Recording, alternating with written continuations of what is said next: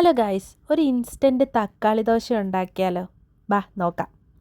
ഒരു മിക്സിയുടെ ജാറിലോട്ട് 1 കപ്പ് ഗോതമ്പ് മാവ്, 1 കപ്പ് റവ, ഒപ്പം ഒരു തക്കാളി കൂടുതലിട്ടാലും കുഴപ്പമില്ല, കുറച്ച് ഇഞ്ചി, കുറച്ചെന്നല്ല ഒരു ചെറിയ പീസ് ഇഞ്ചി, ജീരകം, പിന്നെ 2 വറ്റൽമുളക്, കുറച്ച് തൈര്, കുറച്ച് വെള്ളം കൂടെ ഒഴിച്ചിട്ട് നന്നായിട്ട് അരച്ച് എടുക്കുക.